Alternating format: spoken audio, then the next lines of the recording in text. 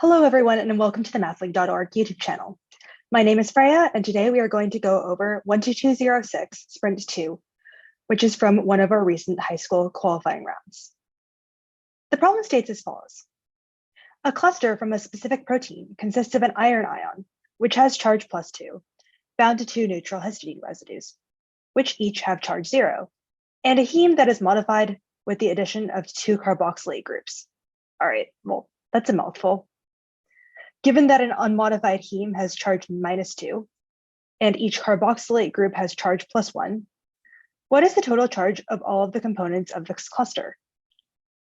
All right, well, the first thing that we can see is there's a lot of chemistry jargon. Chemistry is fun, but it could be intimidating, I suppose. So let's try to break this thing down. Well, what exactly does the cluster have? Reading through the problem statement, we see first that it has an iron ion and it has charge +2. So we can mark down that the charge is +2 with our first iron ion.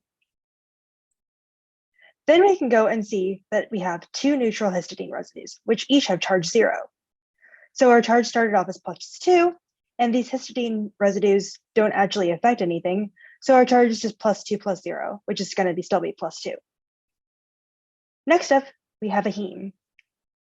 And a heme, as we said, that's just not modified, has charge -2. So we can just look at the heme by itself and then subtract 2 from our total charge to give us a charge of 0. However, the heme is modified, so we have to take into account the two carboxylate groups. Our charge is 0, but then when we add the two carboxylate groups, we have to then add 2 times -1, which is the charge of each carboxylate group. And that gets us to -2.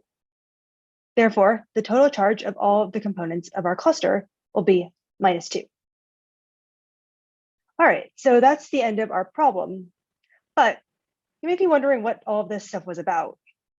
Like, cluster from a protein, like, what does that mean? So let's look at these proteins. And let me reshare my screen. All right, so there's this nice app called PyMol that lets you visualize proteins. So let's take a look maybe at the protein that we were just talking about. So we can just press fetch to fetch a protein, and this protein happened to have code 1AOM. So we can fetch 1AOM, and we can see that there's this whole protein here. This protein is actually called a Metalloprotein specifically because it had an iron ion, which is a metal. Let's see if we can find one. And we can see that this heme residue-like thing is somewhere over here. But let's take a look and see this more closely. So I will stop sharing screen and show one of the clusters that I have extracted. So here's what I get when I first open up the cluster. This cluster, as you can see, is now named 7837 because this iron right here happens to have ID 7837. We can find this in a text file, which I will not open at the moment. That said, it seems like there's a lot of things that are missing. So let's go and hide everything and show it again so we can see everything more clearly. All right, so here's our iron. It's the central atom here. And we can see that it has charge +2.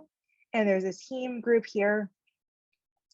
We can also see that there's our two histidine residues, one here and then one down here. And we can get a sense of the carboxylate groups over here too, these two carbons bound to two oxygens. That said, we might notice that there are some missing atoms, in particular the hydrogens. So let's add those. And there we go. So this is actually the cluster that was being referred to in the problem. So we can have our iron atom with charge +2, bound to our two neutral histidines. Note that the histidines are neutral because there's exactly one hydrogen atom bound to a nitrogen. It can be either here or here, but since this nitrogen is bound to an iron, we have it on the other one. And then we have our heme, which has charge -2 generally because of the nitrogens, and our two carboxylate groups, which each have charge -1, and therefore we can get our total charge to be -2. I suppose there's also this question of like, why do we care about these sorts of clusters? Well, generally these types of clusters can be active sites of enzymes, i.e. a chemical reaction might occur there that's catalyzed by this center. While this might be less likely in the case of a heme, we will generally care about what the active site of a cluster is near a metal, so we'd want to extract these. So that is a problem that we're currently trying to solve, and stay tuned for more information. Hope you enjoyed. Hi, everybody. This is Tim. Hope you're enjoying our videos. If so, you know what to do. Like, subscribe, turn on notifications, all that sort of thing.